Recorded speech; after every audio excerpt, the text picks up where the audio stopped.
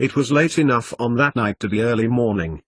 Cecilia Frobisher was sitting up in bed reading through the information in her books again. Not that they needed reading, Remus had helped her move on the potion to an even greater level that evening, which meant that tomorrow that there was a possibility that she would be able to finish number 30. Then that might be it. She might never need to work on a potion again, and the world would have a chance to be free of the terror that was Voldemort. The Ministry security that were clearly troubling Remus would evaporate like dew on May grass. If the work she was about to do over the next few days were fruitful, Snape could take it back to Hogwarts, check it for efficacy before giving it to Harry. And then Remus John Lupin and Cecilia Jane Frobisher would be able to get married and live happily with each other forever. The dream in her mind began to diminish as her eye caught the time. 2:45. Why wasn't he back yet? She had been fighting ever-strengthening thoughts of dread with random but inadequate defenses of hope. He was carrying out his duty, and it had taken him much longer. He was at Grimmauld Place for an order meeting. He was at the Ministry again, answering difficult and guilt-implied questions. At Grimmauld Place, having been called there in an emergency, and having not been able to get there because he couldn't flew. He was fighting a battle with Death Eaters. The battle. Cecilia ran her fingers through her long limp locks as she tried to quell her corrosive anxieties. She looked at the clock again. Almost 2:50. Where was he? Slipping out from between the sheets, Cecilia made her way across the room to the window. The small light behind her reflected onto the glass, and she shivered, folding her arms across her chest. Her thin nightgown was not enough to keep out the cold, but, as she looked across the darkened wilderness, he was out there. Not there exactly, but somewhere. Cecilia swallowed as she watched the silhouette of a tree sweep across the path of the gibbous, though waning, moon. It was long past his werewolf time. It wasn't because of that he wasn't here. Her mind continued to wander as she recalled what else Remus had told her about his lycanthropy. He hadn't wanted her to see him transform, a request to which Cecilia had acceded for Remus's sake, regardless of how useful the information might now have been to her other research. But there had been a day the month before that he hadn't had much choice. The suddenness had been more of a shock than his actual change in physical form on the steps of the cottage, and had Cecilia not thought to throw the door closed and watch him from their window, then it might have been the last. The wind blew through the trees again, obscuring temporarily the light of the moon. Cecilia shivered again. This time she reached for her cardigan, one that she had draped over the rose-print fabric chair.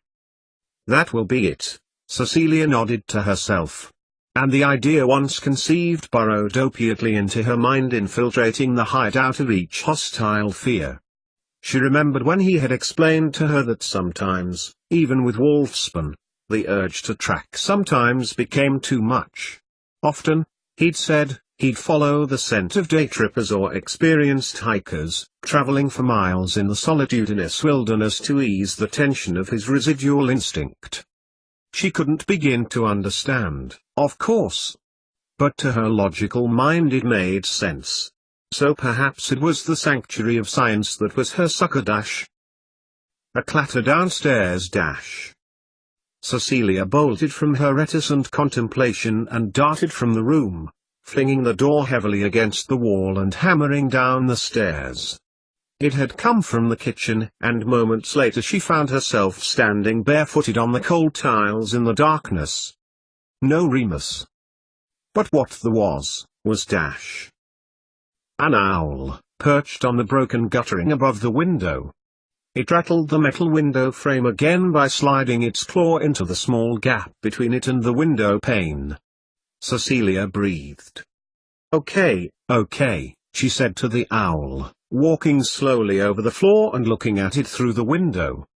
He's sent a letter, he knew she'd worry.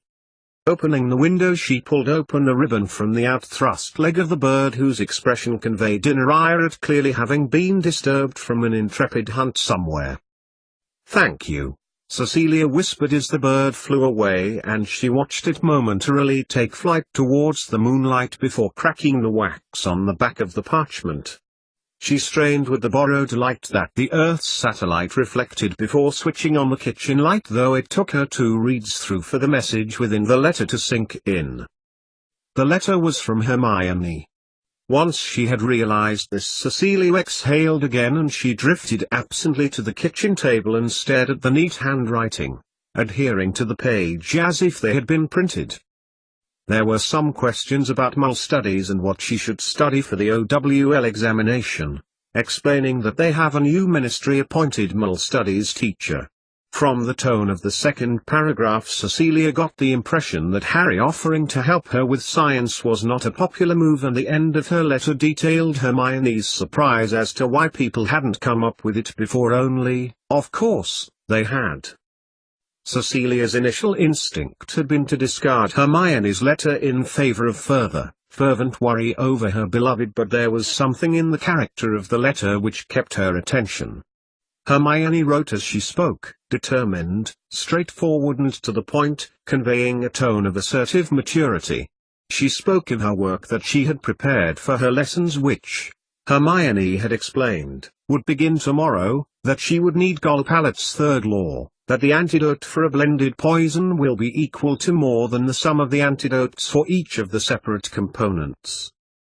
This was interesting, Cecilia thought, even more so that Hermione had pointed it out to her, in what could be interpreted as a mildly patronizing tone. She had indeed come across this theorem herself, and it had stuck out amongst other rambling tones as being almost scientific in its demeanor. It fitted in with the idea of energy, especially the energy that existed to hold molecular bonds together, and Cecilia couldn't help remarking silently to herself how astute the young witch actually was. And then a thought struck her. No. But could she ask her? Could she ask Hermione again? Cecilia closed her eyes and visualized her myriad of problems connected like intertwined colorful laces as she looked for the gap, where the ends of the laces were. What was it she wanted to ask her, more than she had already done? Should she even have sent that owl containing those questions? She hadn't replied in this, so presumably she hadn't received her original one. The worry about where it was hit Cecilia in the chest, a feeling only overcome when she considered that this child could help her with the answers to her friend's future. It was a moral dilemma. Cecilia closed her eyes once more, and, all at once, the question flooded her mind. Should she flew Hermione to ask for her help with the potion? Checked see if she had received her last owl? She was a child still after all and deserved her education. And yet, through those eyes, uncluttered by the fetters of Mulness, she would probably be able to. When reality registered with Cecilia again, she was standing in the utility room with her glassware around her. Somehow she had acquired a pen which was now poised over the back of the parchment. She went to write, but stopped short of scribing the letter of her first word. But that information. She could help to answer so much. No. I can't ask her to do it, thought Cecilia finally, pulling open the drawer from which she had originally removed the quill. I cannot. She would know. Turning over the letter again, her mind deviated from her own issues to one of Hermione's. The smile crept over Cecilia's tired features as she read the gushing sentences that told her about how Hermione and Ron had finally found happiness with one another after months of messing around. She'd paraphrased the last bit. Of course, it was obvious that the two of them were made for each other.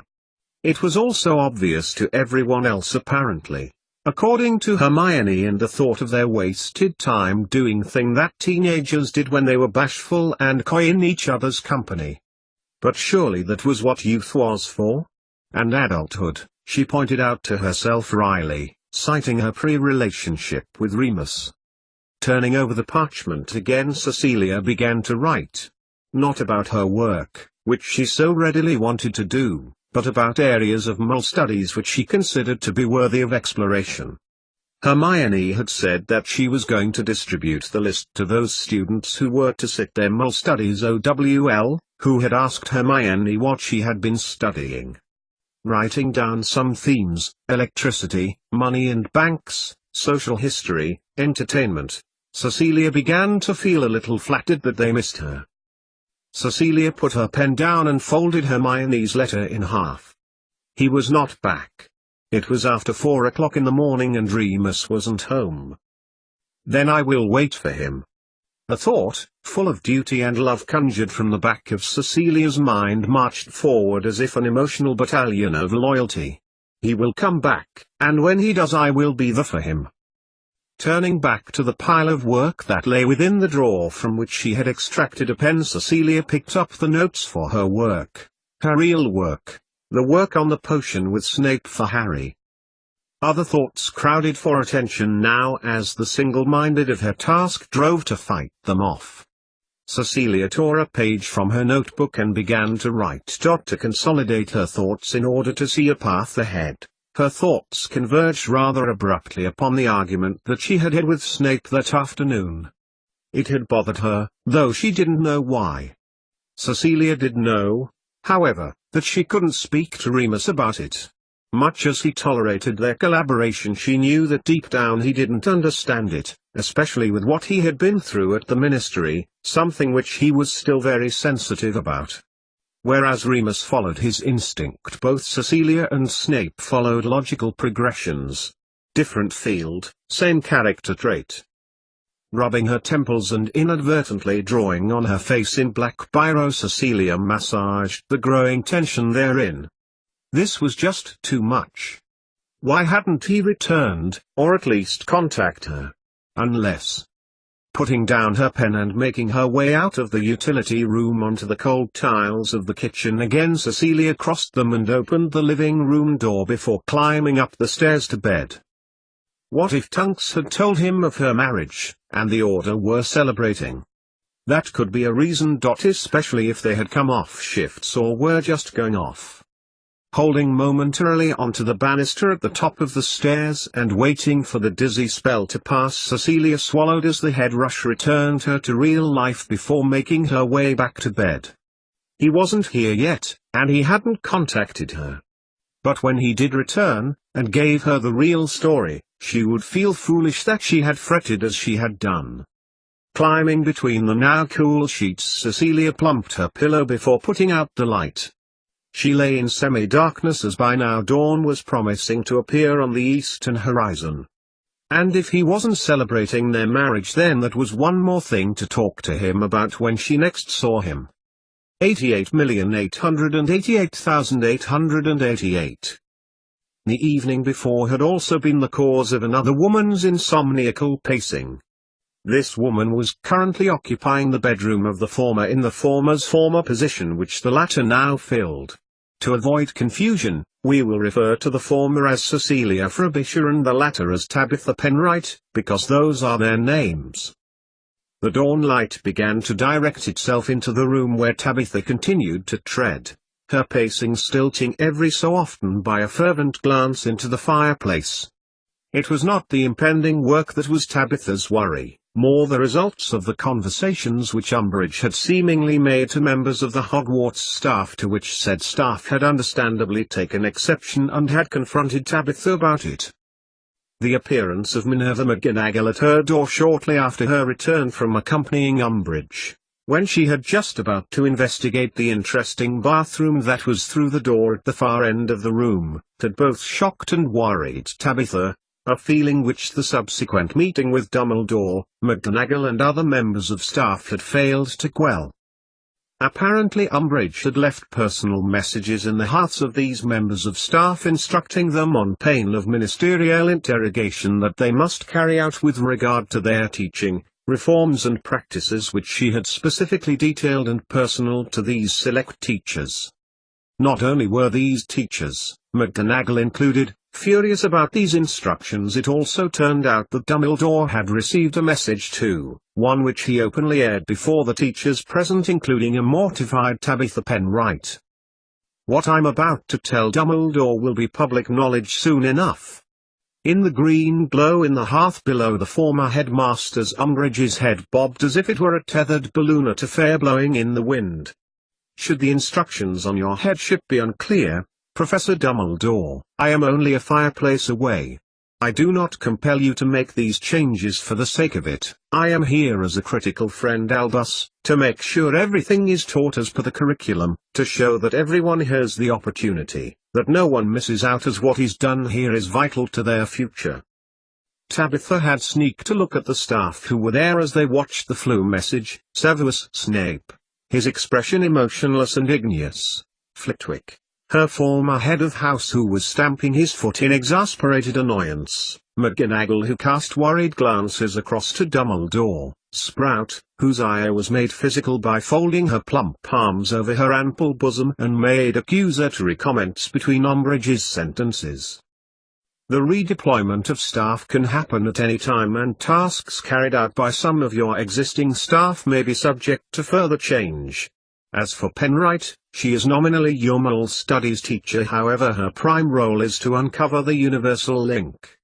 Umbridge's impassive expression was the complete antithesis of that of Tabitha's. The said moral studies teacher was beginning to wish that the ground would open up and swallow her whole. See that she has access to all moral works of science and the library, for that was what you agreed to before the Grand Wizengamot. Now, Tabitha had implored, unspoken, as all of the teachers began to stare at her. Swallow me now. Anything to get away from this. Besides, moral studies is not an important subject here. Indeed, it is probably the last year it will be studied, but we have a certain level of responsibility to these students. Shut up. Tabitha screamed silently to her boss. Just shut up. But her wish for Dolores Umbridge to still her inflammatory message, to which they were all privy, came too late and thus fell on deaf ears. Around them Umbridge pressed on, condemning Tabitha to her fate. The most pejorative words so far echoed around Dumbledore's study, compelling even the portraits of the former headmasters to murmur their disapproval. Despite her obvious disability, Penright is my representative from the Ministry, and it is through her that I will communicate further orders. You will treat her as you would treat me. A feeling of dread soaked into Tabitha as water into blotting paper.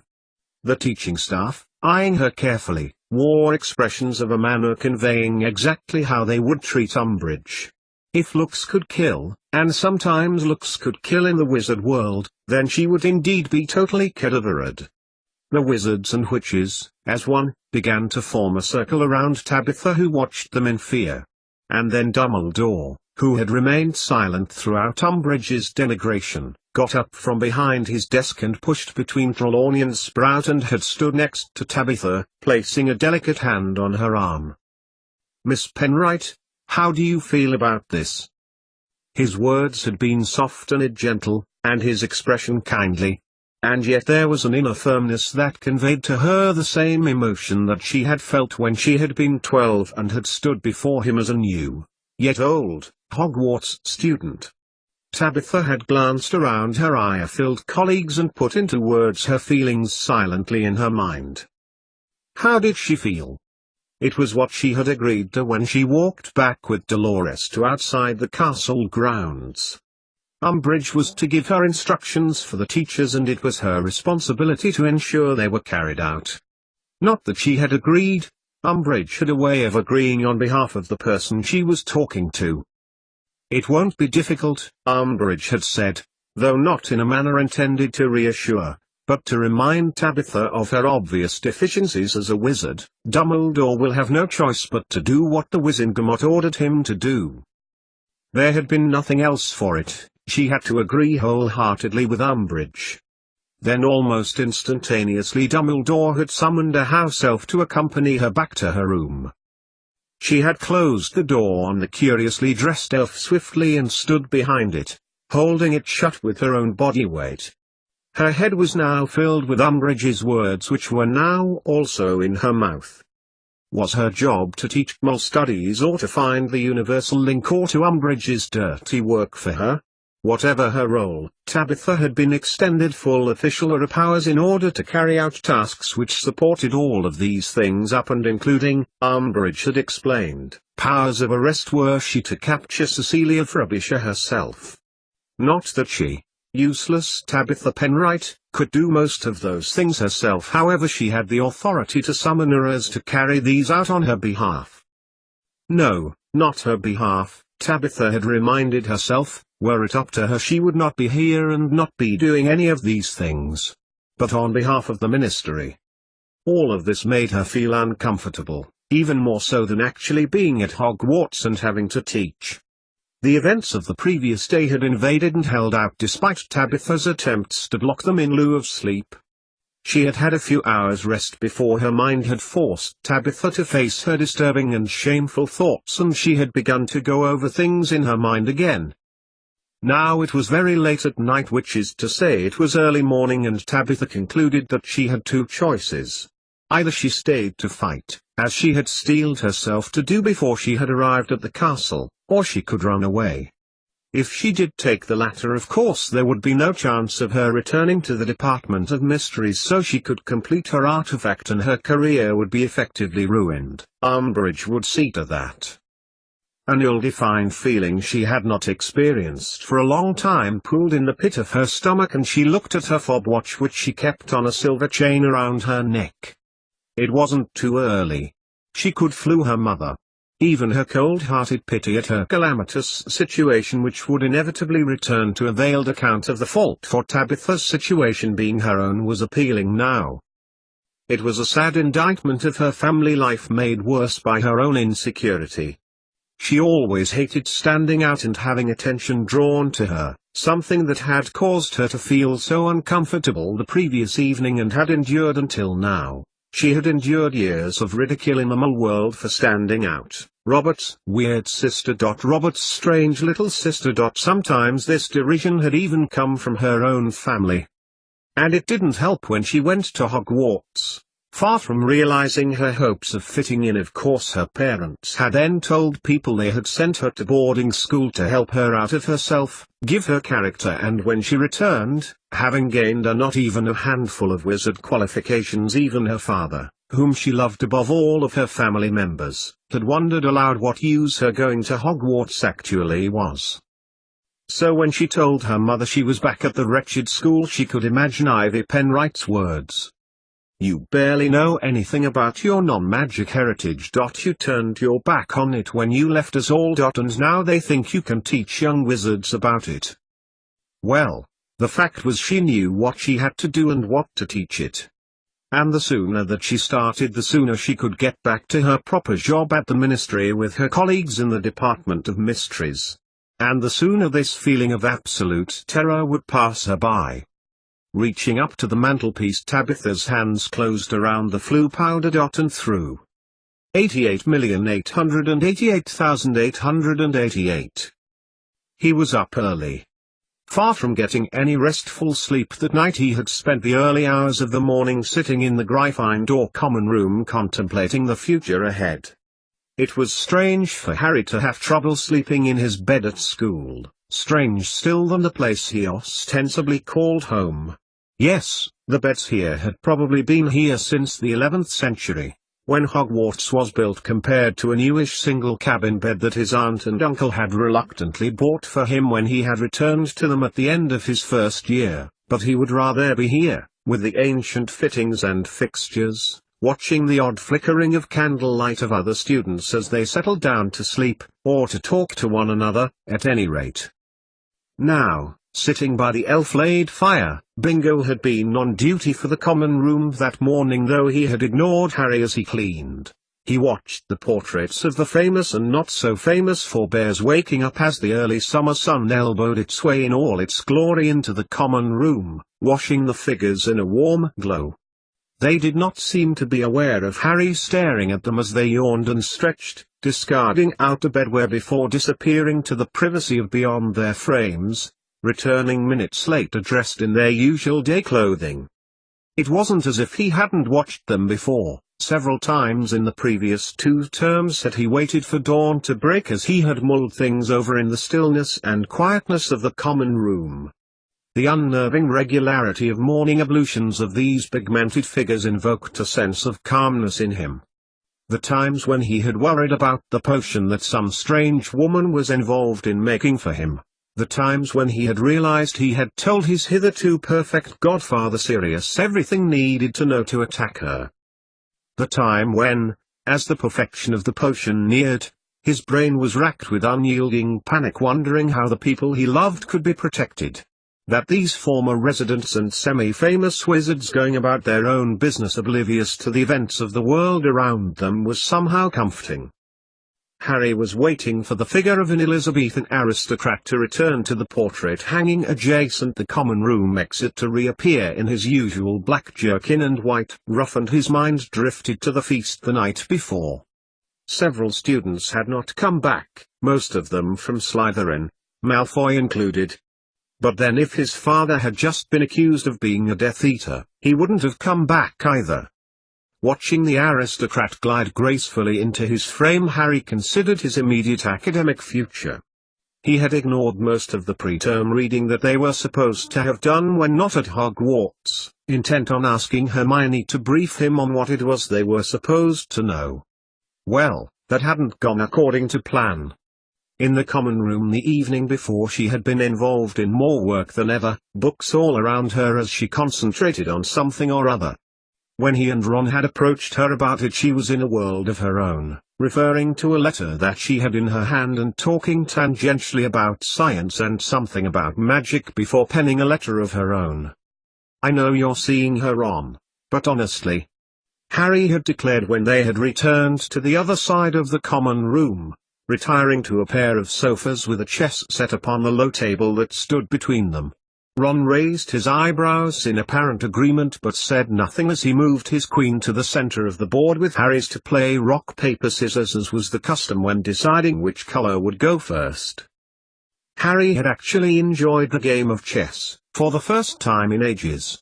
He and Ron had not spoken much over Easter, though he'd been at the Burrow. Ron had been unusually quiet and a bit secretive, and then he had told him about a week before returning to Hogwarts, a few days before he left the Burrow for Privet Drive, that he had had the courage to ask Hermione out. He had not been sure what to think of this. On the one hand it seemed strange, Hermione had been their friend for such a long time. It was odd to think of her in any other way. He tried to imagine being in Ron's position, but to him she would always be his friend Hermione. On the other, Ron and Hermione had always seemed a little volatile and easily wound up by each other's comments, something that had never happened between Harry and either of them. So perhaps it did make sense that they were going out. The medieval monk, whose frame hung 2 places to the left of the Elizabethan aristocrat, was still to return. Harry turned to the fireplace, whose fire was rapidly consuming the fuel that Bingo had carefully laid upon it. In all practicality, though not much had changed between all 3 of them, Hermione was still worried about her work, Ron still ate, slept and breathed Quidditch, enthusing on the subject for hours at a time, and Harry? He had been thinking about the potion he must take to defeat Voldemort, and the future, and small, inconsequential things like that. But he felt confident. He and Ron had had a brief chat on the morning that he left the Burrow, and he had shared with his best friend his bolstered feelings of certainty for the future. He had told him that he was no longer scared of taking the potion that Mrs. Frobisher and Snape were to make. He would risk any side effects, and that he had written as much to Mrs. Frobisher when he had thanked her. He had been hoping, despite Dumbledore's assurances to the contrary, she would be sitting at the teacher's table, and now that other woman had been sitting in her place, announced to all by that awful ministry woman to be Numal Studies teacher. He had even sought refuge in Snape and lost heart in his determination to carry out all that he had promised when his potions master and spinner of his fate had merely dismissed his apprehension at Mrs. Frobisher's absence, urging him to cooperate with this other woman and provide less than accurate information. "So, she's not coming back, mate?" Harry heard behind him as he stared at the roaring fire. "This other woman, Penwright, from the Ministry, she's going to teach us Mole studies, and Cecilia's going to stay where she is and make your potion." "What? How do you know that?" Harry turned to see Ron standing next to him. Unlike Harry though, he was still in his pajamas, tartan with ribbon trim, and he sank down next to his friend and patted him on the shoulder. Harry resisted the urge to throw off Ron's comforting gesture. "Well, that's why you're down here fretting, isn't it?" Despite himself, Harry nodded, even though he felt, deep down, that he deserved to know about Mrs. Frobisher far more than his friends. Maybe his silence conveyed more to Ron than anything Harry were to have said, but in any case, Ron smiled at Harry before answering his unasked question. "Yes, Hermione wrote to her, and Cecilia, Mrs. Frobisher, I mean, she's been teaching her science," continued Ron conversationally. "She's starting to really understand it, you know. She feels so proud of it, and we've agreed to have our own things, as well as being together." Harry continued to say nothing, but this time his silence represented happiness at his friend's happiness. It also conveyed a little smugness. What Hermione was doing, as he had noticed the night before, was what Cecilia had taught him almost 8 months ago. That he knew more science than Hermione was quite heartening. "You've been in contact with Sirius then?" Ron nodded to Harry's green-stained hand. He nodded, brushing of the remnants of Floo powder into the hearth, taking care to avoid the flames. "I tried 3 times, but I couldn't get hold of him at Grimmauld Place. They must have had a busy night with the Order. Last time I spoke to him I was at the Burrow." Harry got to his feet and stared at the fire again. "He's free, but that's not generally known. He's decided to keep his head down because of the secrecy and safety measures from the Ministry. He's been cleared, but from what Umbridge was saying and the confusion in Diagon with the Mole parents, I can't see his future being very bright." "Hermione was devastated," said Ron, glancing towards the staircase where movements of stirring students had threatened the security of their conversation. "All that business at Diagon. I was happy to see her so content with her work last night." "What?" "Nothing. I was just thinking," white-lied Harry. He had actually been thinking how weird it was that Ron was talking about Hermione like that. But also, "I'm sure this Penwright teacher won't be that bad," commented Ron as he made his way towards the staircase. "We've got it double tomorrow, so we'll soon find out. You coming?" "Already dressed," said Harry absently. "I'll wait for you down here." Watching his friend bound up the staircase, he returned to the fireplace. Mrs. Frobisher had been annoying at first, and he had put up with her forthright nature, so much so he had felt genuinely guilty for attacking her. Without her and Snape working together so closely at the coming of Voldemort's second rising, he would have been killed, of this he was sure. He had a lot to thank her for. Not for the first time that day Harry wished she were there so he could thank her personally. 88,888,888. "You're tired." "Sirius, you're stating the obvious." Remus began to pace uncharacteristically before the fireplace in his friend's father's study, running his fingers through his hair. "Of course I'm tired. But what I'm also is angry, upset, frightened." His words trailed off as he looked at the fireplace. He sunk to his knees and felt up for the Floo powder that he knew was kept in the dish on the right-hand side. "What are you doing?" exclaimed Sirius, leaping up from his cross-legged over the arm of the chair position that he had just been occupying in a manner that he knew would have driven his father madder. "You can't contact her. Cecilia's mother and sister are dead," protested Remus, kneeling resolutely to the floor. "I have to find out, I must." Seizing a handful of powder he made to throw it onto the roaring embers. Sirius held his wrist. "I'm not going to contacts, not yet." "Nor Tonks," chided Sirius. He felt Remus sag under his grip. "She was sweet, that little girl," Just sleeping there, commented Sirius as his friend got to his feet, dusting the flu powder untidily into the dish. He watched him begin to pace again, running his hands through his hair anxiously. "Who's out there sorting this out?" asked Remus, agitation in his voice. "I should be there, I ought to have been." "You know what you agreed with Dumbledore," reasoned Sirius, approaching his friend slowly. "You're not to go on any mission until this thing with the Ministry is sorted out. So it's with me and the filing, I'm afraid." Remus followed Sirius's gesture to the pile of Ministry paperwork that Dumbledore had reacquired and Arthur Weasley had bequeathed to his friend. "It's been too long," growled Remus, his inner frustrations spilling out at last, as Sirius knew it would in the end. He, Sirius, knew what indefinite confinement was like, but unlike Remus, had many methods of overcoming it. His friend knew little of hours of boredom, waiting out long periods of time with the single grain of knowledge that he was innocent. He had devised ways of passing the time between meals, imagining the past and sculpting the future. He knew how to occupy himself in his second confinement, here in his family home, with innocent voyeurism. So it was up to him to teach Remus how to cope with long periods of uncertainty. "It's been less than a week," said Sirius gently. "You've said it yourself, we all have to do things for the greater good. It could be a hell of a lot worse than order work out in the field, and it's not like it's permanent." Then Sirius fell silent. He could tell his words were not helping Remus out of his mental torment.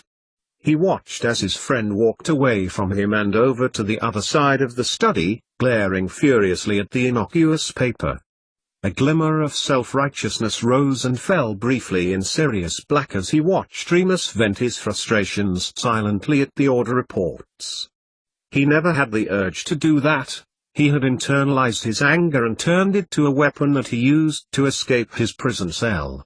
A small voice in his head he silenced the moment that it had arisen, its dying words reminding him of his need to get even with a certain mole.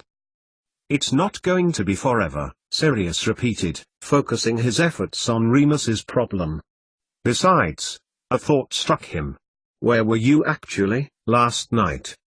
Slowly, Remus turned to Sirius, his face a mask of guilt. He hung his head slightly before sagging visibly at the shoulder. "Hogwarts," replied his friend quietly.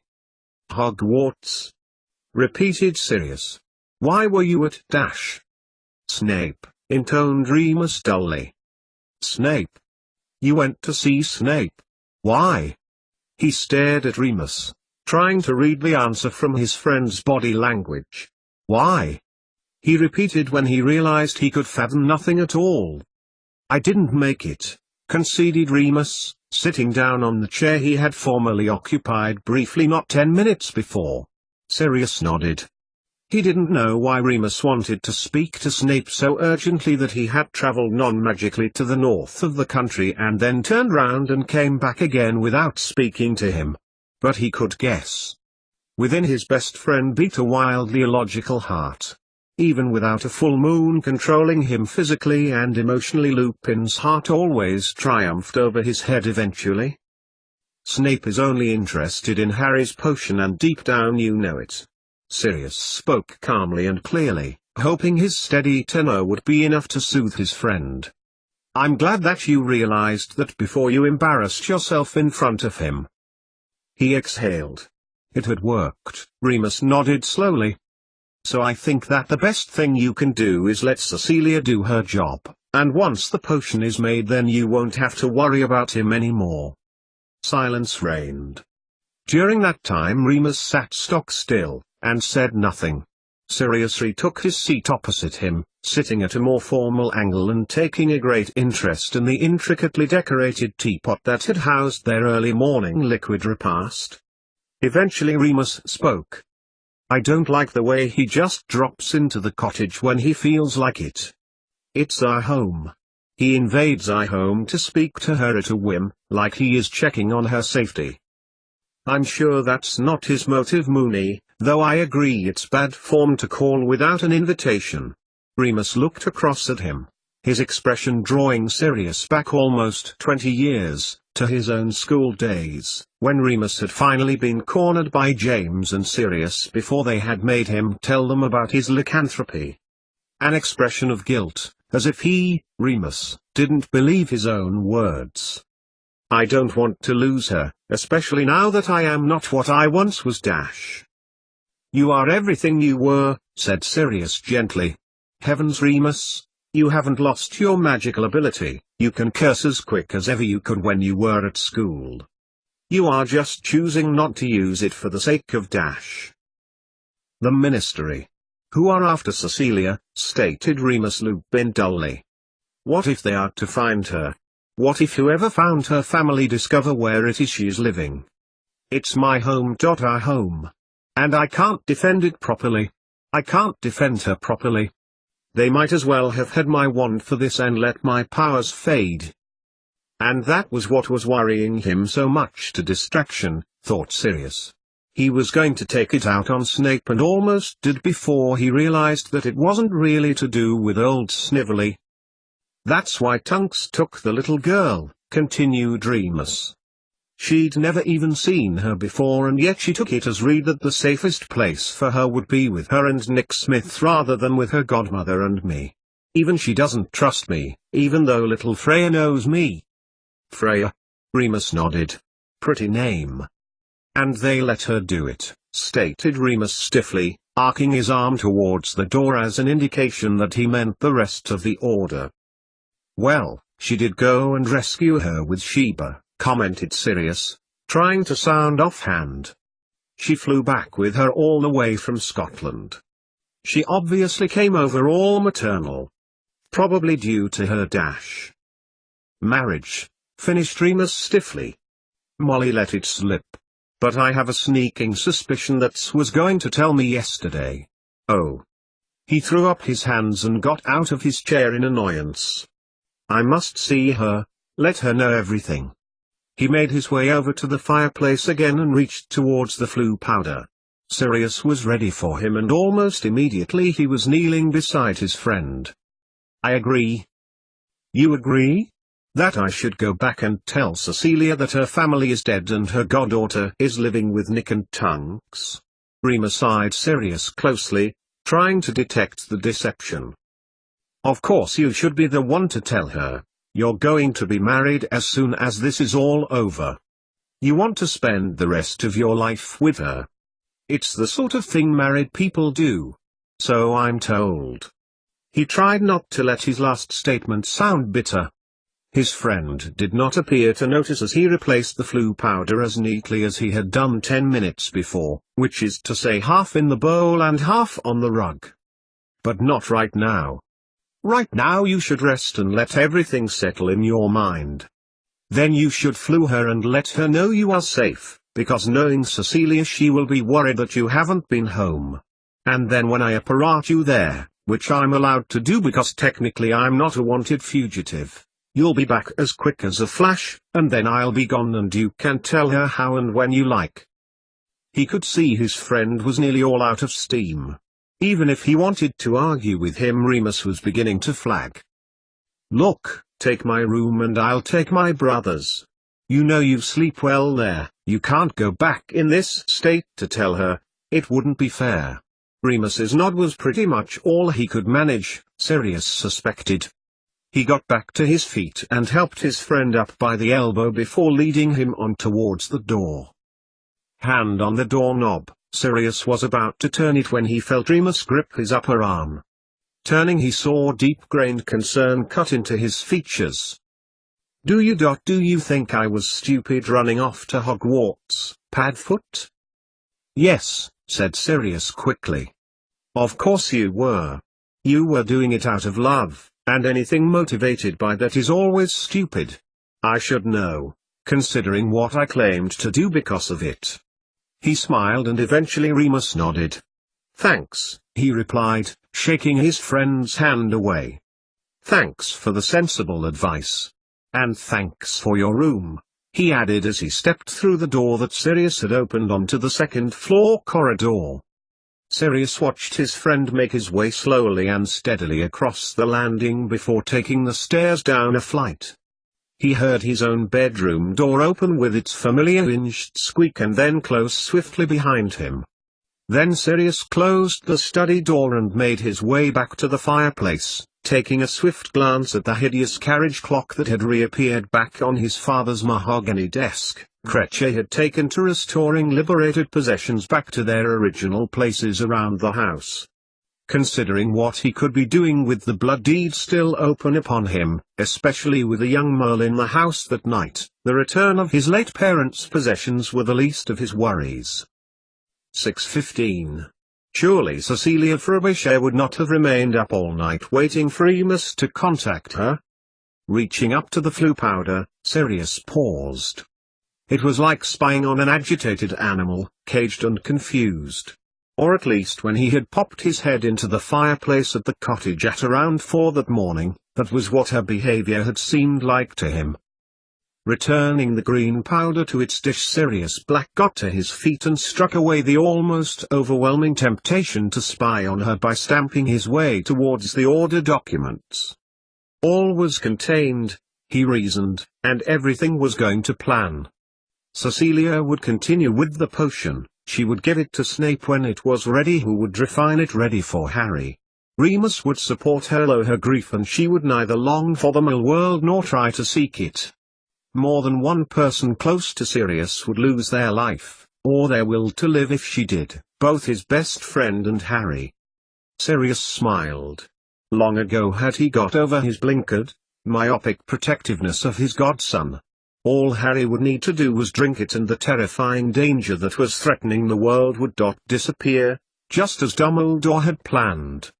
He looked joyously at the order parchments. His role, agreed with Dumbledore, was also important to the success of his plan. All would be well. 88,888,888. Abandoned in the corner of the utility room was a potion. Its potential stunted while its parent made further progress, its rival for attention. Were the potion not inanimate, it might have felt not a small measure of jealousy that Cecilia Frobisher, aka Mum, had spent most of the last couple of days in slavish concentration with the other, keenly attending to its every need and whim. If the potion could turn any more green, then it would have done.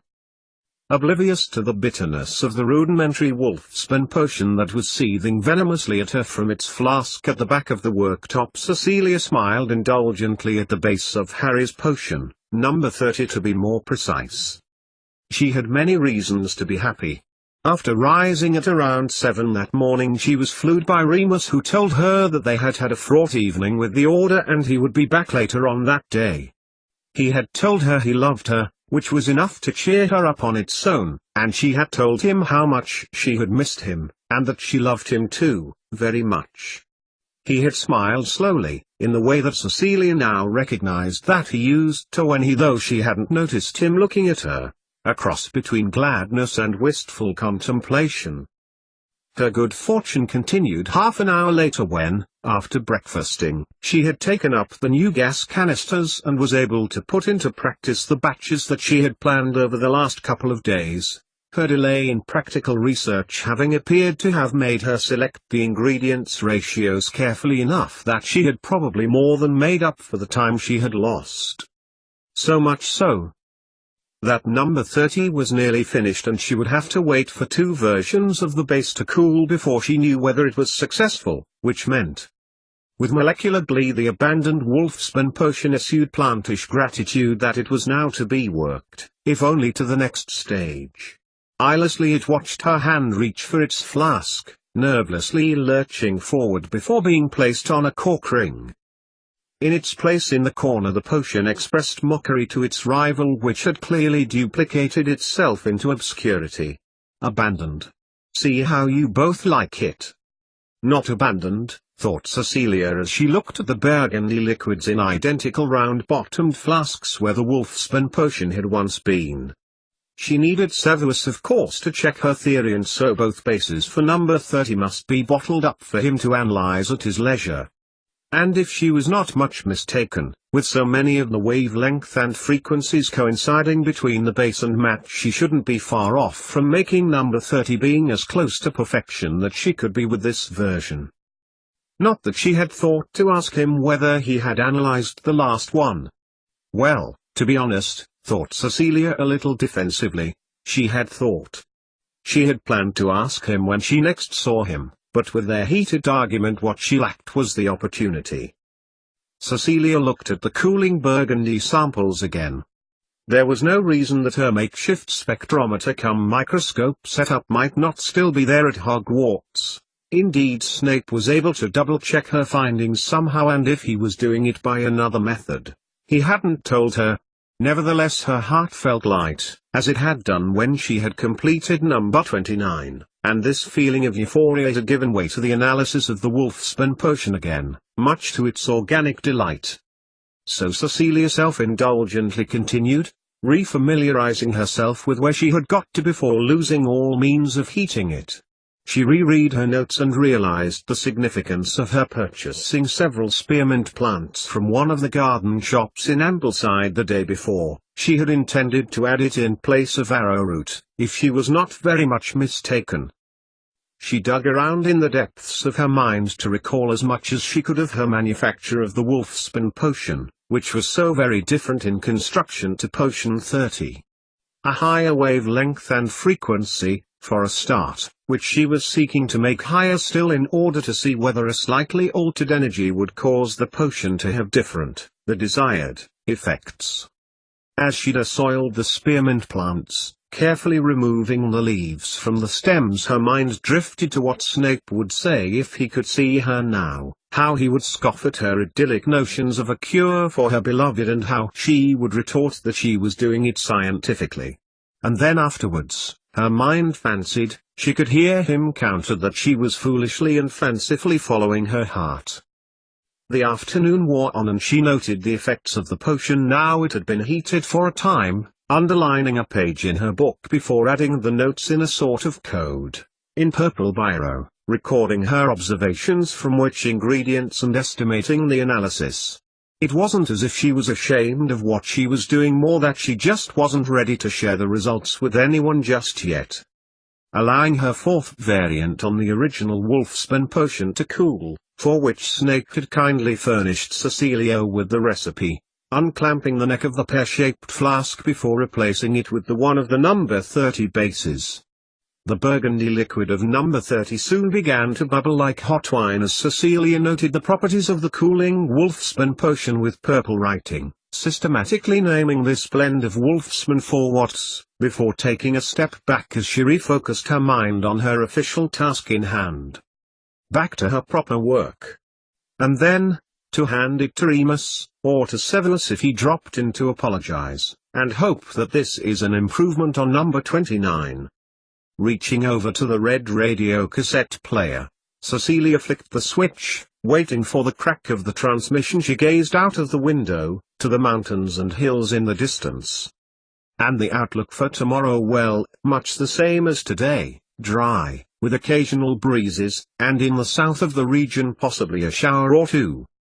Remus would be back soon. Cecilia's mind wandered to that evening, only a couple of hours away, and to whether she should be stubborn enough to cook or if she should concede to magic. She could cook, she mused. Or at least prepare. Warm salad. Or sandwiches. And on the M6 southbound, there's a lot of traffic building up now, between junctions 10 and 8, looks like the rush hour's starting early. Cecilia looked back at the bubbling potion, turning the temperature down on the gas bottle before refocusing on the scene outside. Then she glanced down quickly at the 4 watts on the sideboard, smiling at the dull grey container. Who cares who did the cooking? Who cares if it was done by hand or by magic? The fact that she was on the path to curing her soon-to-be husband of his debilitating condition made her insistence on which of them did what around the house seem trivial and petty. And there's the usual problems with the M25, and the turning off to the M1, compounded by the fact that a lorry has overturned on the inside carriageway heading south towards the capital.